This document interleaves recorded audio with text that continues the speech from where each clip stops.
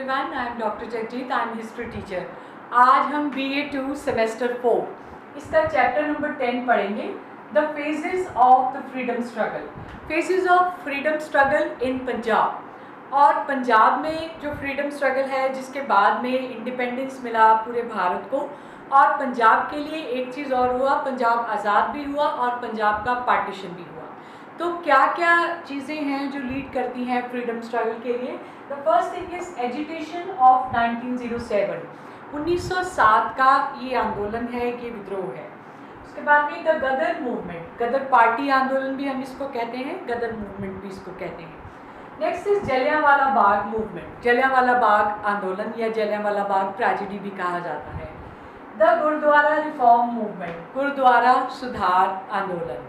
इसके बाद में circumstances leading to the partition of India, Punjab के विभाजन के लिए जिम्मेदार कारण जो हैं वो सारे हमने इस चैप्टर में डिस्कस करने हैं। फ्रीडम स्ट्रगल जो है उसमें हमारा फर्स्ट टॉपिक जो है एजुकेशन ऑफ 1907। 1907 में ये विरोध जो है किसानों ने किया था पंजाब में, क्योंकि वो टोटली डिससेटिस्फाइड थे विद द ब्रिटिश पॉलिसीज इन पंजाब। उनको ठीक नहीं लग रहा था, उनके ऊपर जो लैंड टैक्स है वो लगाया जा रहा था, उनके जो खेती बाड़ी में दिक्कतें आ रही थी, जो प्रॉब्लम्स आ रही थी, उनको ध्यान में नहीं किया जा रहा था। सो ये एजुकेशन जो है ये बहुत बड़े लेवल का नहीं था, बट जो पंजाब है ये बेसिकली एक एग्रीकल्चरल स्टेट था, इसलिए पंजाब में इस एजुकेशन का लोगों के ऊपर बहुत प्रभाव पड़ा। हालांकि ब्रिटिश गवर्नमेंट ने इसके बाद में भी अपनी पॉलिसीज में कुछ चेंज नहीं किया है, ना तो कोई लैंड टैक्सेस में फ़र्क डाला उन्होंने, ना कोई पानी का इंतज़ाम किया पंजाब के लोगों के लिए खास, और ना ही कोई अकाल के समय पे या कोई और मिसहैपनिंग के समय पे उनके लिए कुछ अच्छा किया। बट 1907 में ये किसानों का विरोध जो है ये अपनी तरफ से अपने आप में ये एक नई तरह का विरोध था। उसके बाद में जो हमारा टॉपिक है दैट इज़ गदर मूवमेंट। ये गदर मूवमेंट जो है इसका इम्पैक्ट पंजाब में बहुत रहा है for the freedom struggle in Punjab. Even India के फ्रीडम स्ट्रगल में भी गदर मूवमेंट या गदर पार्टी, गदर आंदोलन, इसका बहुत इम्पैक्ट रहा है।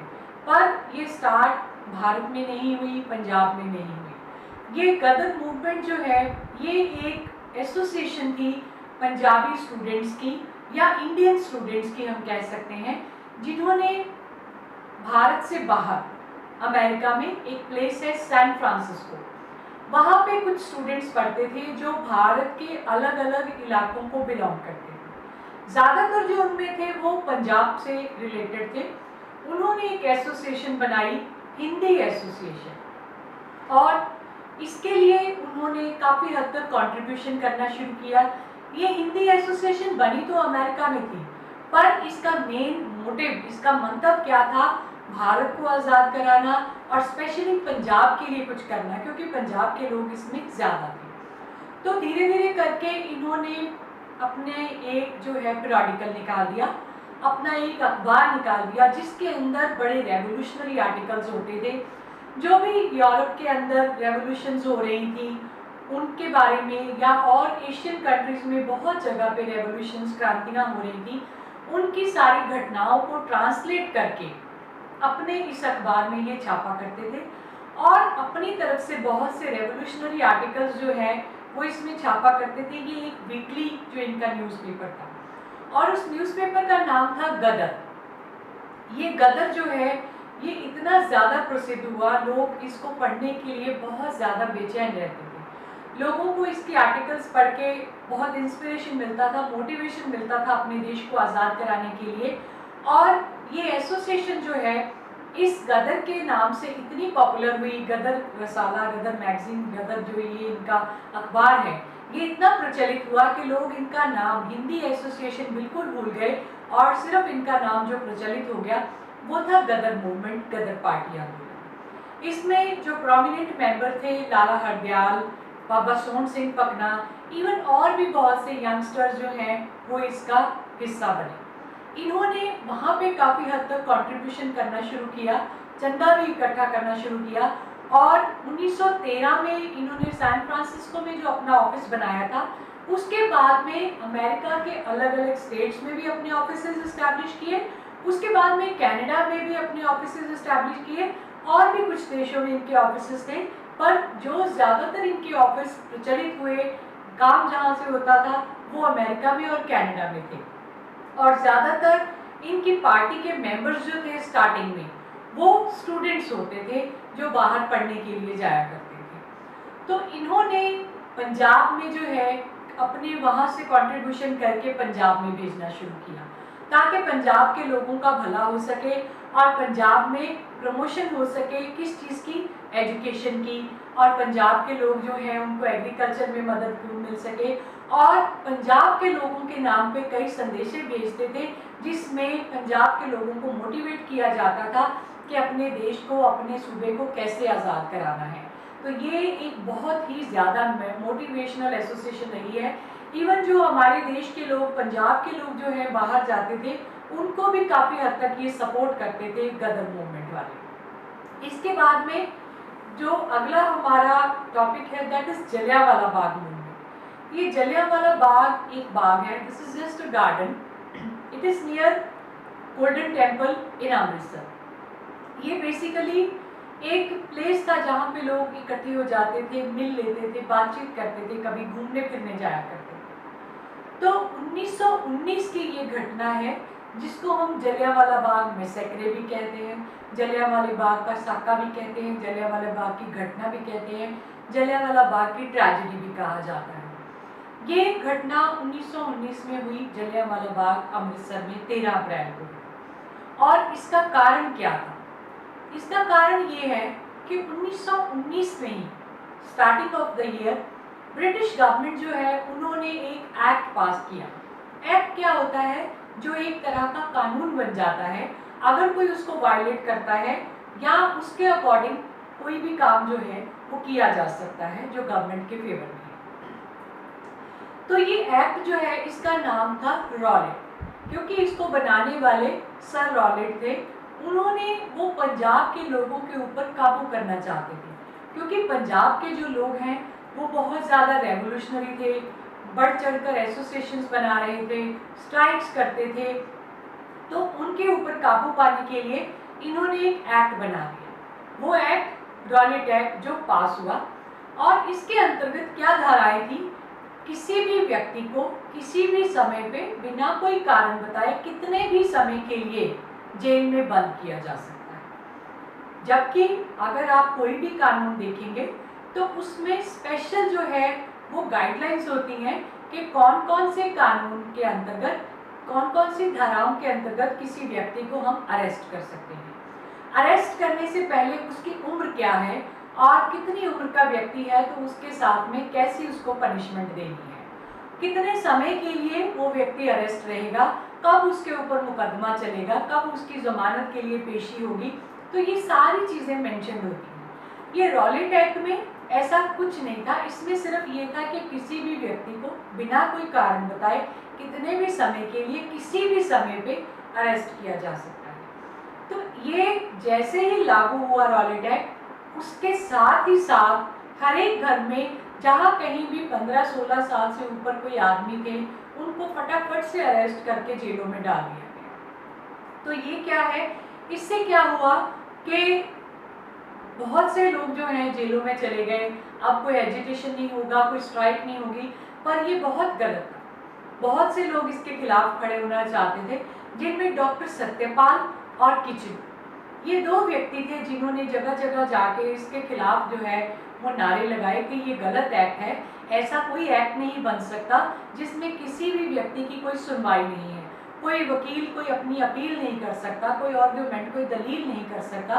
तो ये एक्ट किस चीज़ का हुआ? ये तो एक डिक्टेटरशिप हो गई ब्रिटिश गवर्नमेंट की, कानून नाम की तो इसमें कोई भी चीज़ नहीं है। तो उन्होंने क्या सोचा कि इसके लिए हमें एक जो है मीटिंग बुलानी चाहिए, और मीटिंग जो है वो किसी खास दिन पे होनी चाहिए, खास जगह पे होनी चाहिए जहाँ पे हर कोई व्यक्ति आ सके, और जिसको नहीं भी पता हो मीटिंग है वो ऐसा प्लेस हो जहाँ पे लोग आते जाते हों। और एक दिन भी खास चुना गया, वो था 13 अप्रैल वैसाखी का दिन। ये बड़ा सेक्रेट दिन है पंजाब के लोगों के लिए। तो पंजाब के लोग जो हैं इस दिन अपने रिलीजियस प्लेस हरिमंदिर साहिब, जिसको हम गोल्डन टेम्पल कहते हैं, वहाँ पे मत्था टेकने जाते हैं। तो वहाँ से हार्डली 5-10 मिनट की दूरी के ऊपर वॉकिंग डिस्टेंस पे ये जलियांवाला बाग पड़ता है। तो जिसने भी देखा इतनी भीड़ भाड़ है, वो भी अंदर जाने लग गए कि मैं भी देखूं क्या है क्या नहीं है, बात सुन ले। तो जो ब्रिटिश गवर्नमेंट है, जब उनको पता चला, पंजाब का उस समय गवर्नर जो था, ही वाज माइकल ओडवायर।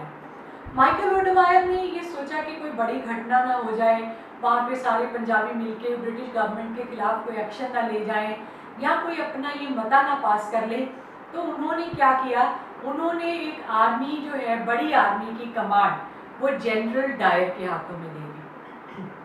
तो जनरल डायर जो है, उन्होंने इससे एक दिन पहले जो है एक धारा लगा दी 144, जिसके अंदर कोई भी व्यक्ति जो है, 4 से ज़्यादा व्यक्ति इकट्ठे नहीं खड़े हो सकते, वो किसी न किसी रेवोल्यूशनरी एक्टिविटी का पार्ट माना जाता है।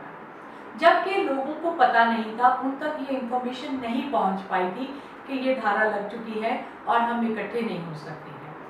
और इसके बावजूद भी कोई ऐसी फायरिंग वाला काम नहीं होना चाहिए होता। अगर कोई ऐसे लोग इकट्ठे हुए हैं, उनको बिखेर देना चाहिए, उनको अलग कर देना चाहिए होता है, ये पुलिस के नियमों में होता है। तो जब जलियांवाला बाग में 13 अप्रैल 1919 में लोग जो हैं वहाँ इकट्ठे हुए थे, बातचीत कर रहे थे, मीटिंग हो रही थी, तो वहाँ पे एक दरवाज़ा, जो वहाँ का एक ही दरवाज़ा था एंट्री के लिए भी एग्जिट के लिए, उसको ब्लॉक कर दिया गया और फौजें जो हैं वहाँ पे तैनात कर दी गई। लोगों को एक ही वार्निंग दिया गया जनरल डायर के द्वारा कि अगर आप जा सकते हैं, भाग सकते हैं, जान बचा सकते हैं तो चलिए। लोग भागना शुरू हुए, आगे आना शुरू हुए, तो इमीडिएटली इधर से फायरिंग शुरू कर दिया दरवाजे की तरफ से। तो लोगों के लिए कोई रास्ता जो है वो नहीं बचा, जो सामने जाएंगे, भागना चाहेंगे तो मर जाएंगे।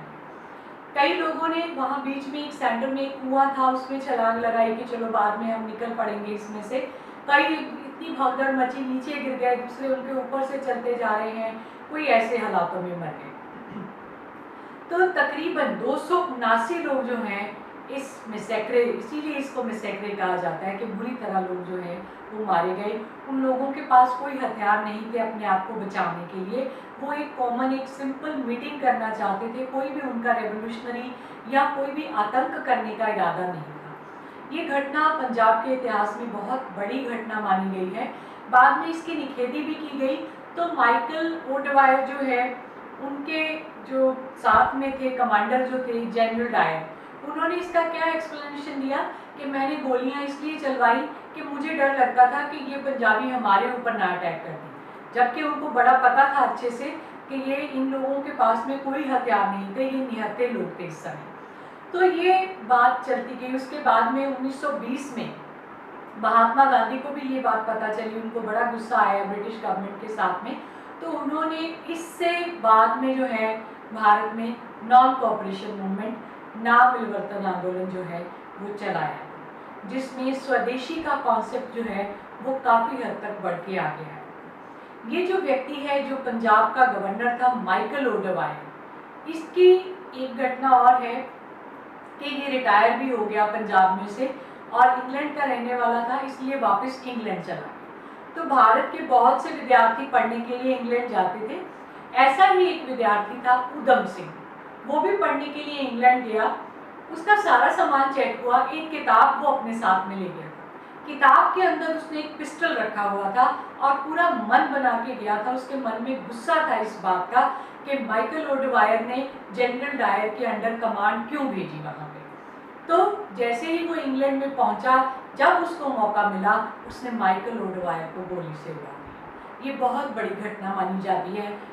हालांकि उसको भी इसकी सज़ा मिली, मौत की सज़ा मिली, पर उसने अपनी जान की परवाह नहीं की। उसने यही सोचा कि हमारे देश के लोगों को निहत्थे मारने के लिए इसको खाली नहीं छोड़ना चाहिए, इसको भी बड़ी सज़ा मिलनी चाहिए। तो ये बहुत बड़ा इंसिडेंट था जो लंदन में लोग घबरा गए, बहुत डर गए थे इस घटना से कि पंजाब के लोग जो हैं यहाँ पे काफ़ी कुछ कर सकते हैं। तो इसके बाद में काफ़ी वीज़ा जो रूल्स है वो काफ़ी स्ट्रिक्ट कर दिए गए थे। बट ये घटना बहुत ज़्यादा माननीय है पंजाब के जो इंडिपेंडेंस का स्ट्रगल है उसके अंदर। इसके बाद में गुरुद्वारा सुधार मूवमेंट, ये नेक्स्ट टॉपिक है हमारा। गुरुद्वारा सुधार आंदोलन कई लोग इस बात को क्रिटिसाइज करते हैं कि गुरुद्वारे में क्या सुधार करेंगे, गुरुद्वारा तो एक सेक्रेट प्लेस है, ये तो गलत नाम दिया गया है। हाँ, कह भी सकते हैं हम, ये गलत नाम है। गुरुद्वारे में कोई सुधार नहीं करना है। गुरुद्वारा एक बिल्डिंग है जहाँ पे प्रकाश किया जाता है गुरु ग्रंथ साहिब का। पर ऐसा क्या था जिसके लिए ये एक्ट बनाया गया, जिसके लिए बहुत बड़ी बड़ी लड़ाइयाँ हुई। 1920 में ये पास किया गया गुरुद्वारा रिफॉर्म एक्ट। इसमें क्या था कि गुरुद्वारे जो हैं पंजाब में सिखों का सीक्रेट प्लेस माना जाता है, तो बहुत से लोगों ने अपनी ज़मीन में से ज़मीनें दी हुई थी गुरुद्वारों के नाम पे, दान की हुई थी, और वो ज़मीनों के ऊपर से जितनी भी आमदन आती थी वो सारी गुरुद्वारों के लिए यूज़ की जाती थी। तो गुरुद्वारे के जो ग्रंथी हैं उनकी बड़ी रिस्पेक्ट होती थी। गुरुद्वारे के वो पुजारी होते थे, वो सारा गुरु ग्रंथ साहिब का प्रकाश करना, गुरुद्वारे के अंदर लंगर का इंतज़ाम करना, और ये सारे अलग अलग काम जो हैं वो सारे के सारे ये ग्रंथी करते हैं। कई जगह पे गुरुद्वारों में ये देखा गया कि ये ग्रंथी जो हैं जिनके पास में बड़ी बड़ी ज़मीनें हैं गुरुद्वारे के नाम की, वो जो पैसा आ रहा है, जो आमदन आ रही थी उन ज़मीनों से, उनका मिसयूज़ करते थे, अपनी लग्जरी लाइफ जीने के लिए इस्तेमाल करते थे। जब अपना मन करता था गुरुद्वारे को खोल देते थे, जब अपना मन करता था गुरुद्वारे को बंद करके अंदर बैठ जाते थे। जबकि गुरुद्वारा गुरु का घर है, गुरु का द्वार है, ये हमेशा खुला रहना चाहिए। एटलीस्ट जब लोग मत्था टेकना चाहते हैं, आना चाहते हैं, तो ये खुलना चाहिए। कई लोगों ने नोटिस किया कि कुछ समय के बाद में गुरुद्वारा बंद हो जाता है और जो ग्रंथी है वो अंदर से दरवाज़ा लगा के बैठे हुए हैं। जब कुछ लोगों ने अंदर से देखा, खिड़कियां खोल के या खिड़कियों में से झांक के देखा, तो कई ग्रंथी उसमें बैठ के शराब भी पी रहे हैं और भी बहुत सी ऑब्जेक्शनेबल बातें जो हैं वहाँ पे पाई गई, जिससे सिखों ने मिलकर इकट्ठे होकर आवाज़ उठाई, जगह जगह पे नारे लगाने शुरू कर दिए, महंतों को जो है निकालना शुरू कर दिया गुरुद्वारे से। तो कुछ महंतों ने ब्रिटिश गवर्नमेंट का सहारा लिया। ब्रिटिश गवर्नमेंट ने अपनी सेनाएं भेजनी शुरू की, बट जब सिख लोग, कॉमन लोग भी जो सिख जो थे पंजाब में, उन्होंने इकट्ठे मिलकर ब्रिटिश गवर्नमेंट को अपोज किया कि आप हमारे रिलीजियस मैटर में इंटरफेयर मत कीजिए। तो इससे अंग्रेज़ सरकार जो है वो घबरा गई। उनको लगा कि हमें वाकई इनके रिलीजियस मैटर में इंटरफेयर नहीं करना चाहिए। तो अब सिखों ने क्या किया कि जितने भी बड़े गुरुद्वारे हैं या कॉमन गुरुद्वारे हैं, उनको सिर्फ एक ग्रंथी के हाथों में नहीं दिया जाएगा, उन गुरुद्वारों के ऊपर मैनेजिंग कमेटी जो है वो लगाई जाएगी, और वो मैनेजिंग कमेटी के अलग अलग मेंबर्स होंगे, सेक्रेटरी होगा, ट्रेजरी होगा, और वो ग्रंथी को अपॉइंट करेंगे। ग्रंथी को एक तनख्वाह मिलेगी रहने के लिए, खाने के लिए, उसको जो है वो फ्री वहाँ से गुरुद्वारे से वो अकोमोडेट किया जाएगा। तो इस तरह से गुरुद्वारे को जो भी उनका कार्यक्रम है उसको पूरी तरह से मॉनिटर किया जाता था, और 1920 में इस एक्ट के अधीन तकरीबन सारे ऐतिहासिक गुरुद्वारों के ऊपर जो है वो मैनेजिंग कमेटियां लगाई गई, और उसके बाद में श्रोमणी गुरुद्वारा प्रबंधक कमेटी बनाई गई, जो कि सारे के सारे ऐतिहासिक गुरुद्वारों के ऊपर एक कंबाइंड कमेटी, श्रोमणी गुरुद्वारा प्रबंधक कमेटी SGPC, ये बनाई गई। आज भी इनका ऑफिस जो है वो अमृतसर में अवेलेबल है। उसके बाद में है पार्टीशन के लिए जो लीडिंग सर्कमस्टांसेस हैं। पंजाब का पार्टीशन, पंजाब जो है ये विभाजित हो गया। कब विभाजित हुआ? 1947 में। भारत आज़ाद हुआ 1947 में, और एक बहुत बड़ी घटना हुई कि पंजाब जो है ये दो भागों में बांटा गया। अब ऐसा क्या हो गया, किस वजह से ऐसा हो गया? देखिए, जब हमने फ्रीडम स्ट्रगल ऑफ इंडिया के बारे में पढ़ते हैं तो उसमें देखा जाए तो दो पार्टीज थी, मुस्लिम लीग और इंडियन नेशनल कांग्रेस। और भी पार्टीज बनी हुई थी, अकाली दल पार्टी बनी हुई थी, और भी बहुत सी पार्टियां बनी हुई थी, बट ज़्यादा जो फेमस है वो ये दो पार्टियां थी, Indian national Congress and Muslim league party. तो इनमें जो इनके नेता थे, इंडियन नेशनल कांग्रेस के नेता काफ़ी साल जवाहरलाल नेहरू जी रहे, और मुस्लिम लीग के नेता मोहम्मद अली जिन्ना रहे। बहुत सालों तक ये बहुत अच्छे दोस्त थे, पर धीरे धीरे करके इनके अंदर जो है ये दोस्ती कम होने लगे, खटास बढ़ने लगी। उसका क्या कारण? ये दोनों ही व्यक्ति चाहते थे कि भारत को आज़ाद कराया जाए, और आज़ाद कराने के बाद में हमें प्रधानमंत्री बनने का मौका मिले। पर जो आने वाला सिस्टम था या ब्रिटिशर्स का सिस्टम था डेमोक्रेसी का, उसमें पार्लियामेंट्री सिस्टम होना। पार्लियामेंट्री सिस्टम में जो भी पार्टी जीतेगी इलेक्शंस में, तो उस पार्टी को रूलिंग जो पार्टी माना जाएगा और उसी पार्टी का व्यक्ति जो है वो प्राइम मिनिस्टर बनेगा। तो ये इलेक्शन जो होंगे, इलेक्शंस किस चीज़ पे डिपेंड करते हैं कि आपकी पार्टी जो है उनका, इवन रिलीजन भी जो है पार्टी के लिए बहुत इंपॉर्टेंट रोल प्ले करता है।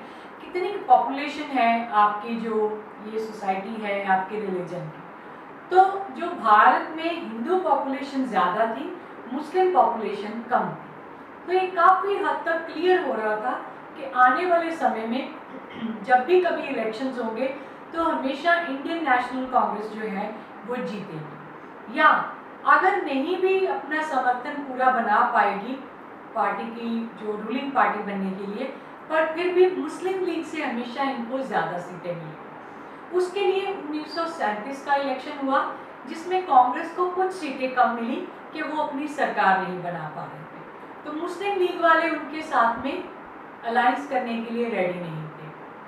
1939 में जब इलेक्शन हुआ तो कांग्रेस को पूर्ण बहुमत मिल गया, अब उनको किसी भी पार्टी का समर्थन की ज़रूरत नहीं थी। इससे मुस्लिम लीग में जो है वो बहुत ज़्यादा गुस्से की लहर बढ़ गई। उनको ये लगा कि अब अंग्रेज़ों की गुलामी कर रहे हैं और जब अंग्रेज़ चले जाएंगे, देश आज़ाद हो जाएगा, तो हम इन हिंदुओं की गुलामी करेंगे। उसका हल क्या निकले, उसका हल निकलना चाहिए।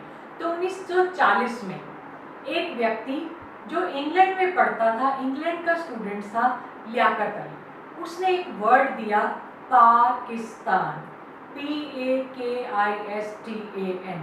वैसे तो इसका कॉमन मीनिंग है पाक, पवित्र स्थान, पर अगर आप इसका एक एक अल्फाबेट देखेंगे PAK, तो ये अलग अलग स्टेट्स का पहला अल्फाबेट है। P से पंजाब है और S से सिंध है, K से कश्मीर है। तो ये सारे के सारे वो अलग अलग सूबे जो हैं इनको अपने देश के अंदर वो शामिल करना चाहते हैं। बड़ी बात थी, 2 स्टेट्स बनाना एक में से, ये बहुत बड़ा काम था। इसके लिए 1940 के बाद में काफ़ी हद तक मुस्लिम लीग ने पुटअप करना शुरू कर दिया ब्रिटिश गवर्नमेंट के आगे कि हमारा जो है वो सेपरेट स्टेट होना चाहिए। और जो ब्रिटिश गवर्नमेंट है वो आज़ाद करने के बारे में तो सोच ही नहीं रही है, पार्टीशन का तो क्या सोचेंगे। अभी तो ये डोमिनियन स्टेटस की बात कर रहे हैं कि अंग्रेज सरकार हो और बीच में भारत के लोग जो हैं ये अपनी सब गवर्नमेंट बना लें। तो ऐसा अभी हो नहीं पा रहा था, इसमें कांग्रेस पार्टी की जीत होती जा रही थी। हालांकि सरकार बनी इंडिया में भी, बट मुस्लिम लीग जो है उनकी कॉन्टीन्यूसली यही शर्त चल रही थी कि हम जो है अपना अलग स्टेट लेके रहेंगे। फिर 1942 में क्रिप्स मिशन आया भारत में, उन्होंने भी कोई सेटिस्फैक्ट्री जवाब नहीं दिया कि कैसा जो सिस्टम है गवर्नमेंट का होना चाहिए। तो भारत के लोग बड़े निराश थे, उन्होंने आगे बढ़ के जो है इसको विरोध किया। तो 1946 में एक मिशन आया, कैबिनेट मिशन, उन्होंने भी जो है भारत के लिए कुछ अच्छा जो है सॉल्यूशन नहीं दिया। तो इससे इवन महात्मा गांधी भी जो है वो काफ़ी आगे आ गए। उन्होंने अब आवाज़ क्या उठाई, अंग्रेज़ों भारत छोड़ो, कि अंग्रेज़ों तुम भारत को छोड़ दो, और कॉमन जनता में क्या बोला, डू और डाई, करो या मरो। इसके बाद में ब्रिटिश गवर्नमेंट जो है इनको ये फैसला लेना ही पड़ा कि हम भारत को छोड़ देंगे, इसको आज़ाद कर देंगे। पर मुस्लिम लीग और कांग्रेस की मीटिंग करवाई गई जिसमें ये बात फिर सामने आई कि ये विभाजन करना काफ़ी हद तक ज़रूरी है। इसमें काफ़ी हद तक कोशिश किया गया कि जो स्टेट्स जहाँ हैं वहाँ रख के दूसरे पाकिस्तान नाम का एक स्टेट बना दिया जाए, किसी भी स्टेट को बीच में से डिवाइड ना किया जाए। अब बाउंड्री बनाना बहुत मुश्किल बात थी, तो रेडक्लिफ नाम का व्यक्ति जो है उसको इंग्लैंड से बुलाया गया। उसने पूरा भारत के अलग अलग इलाकों का सर्वे किया और उन्होंने एक बाउंड्री लाइन दी कि हिंदू लोग कहाँ ज़्यादा रहते हैं, मुस्लिम लोग कहाँ ज़्यादा रहते हैं, और कौन सी बाउंड्री जो है एक दूसरे कंट्री के साथ में इंटरफेरेंस नहीं क्रिएट करेगी, कोई और जो है इनके आपस में कोई टसल नहीं रहेगी। तो उसने जो आज की मॉडर्न भारत और पाकिस्तान इनकी जो बाउंड्री है वो तैयार कर दी थी 1946 में। तो फिर 1947 में जब भारत आज़ाद हुआ तो ये बाउंड्री लाइन जो उन्होंने बनाई थी उसको मान लिया गया, पर इसमें पंजाब एक ऐसा स्टेट था जो दो भागों में बीच में से बट गया, east Punjab and west Punjab. जो ईस्ट पंजाब है वो मिल गया पाकिस्तान को और जो वेस्ट पंजाब है वो मिल गया जो ईस्ट पंजाब है वो भारत को मिला और जो वेस्ट पंजाब है वो पाकिस्तान को मिल गया। तो ये सारे अलग अलग कारण हैं, सर्कमस्टांसेस हैं पंजाब के पार्टीशन के। Thank you for watching. अगर आपको ये लेसन का वीडियो अच्छा लगा है तो इसको बाकी स्टूडेंट्स के साथ में शेयर कीजिए, और मेरे जो ये डिस्क्रिप्शन बॉक्स में मेरा गूगल क्लासरूम का क्लासरूम आईडी उसमें लिखा हुआ है।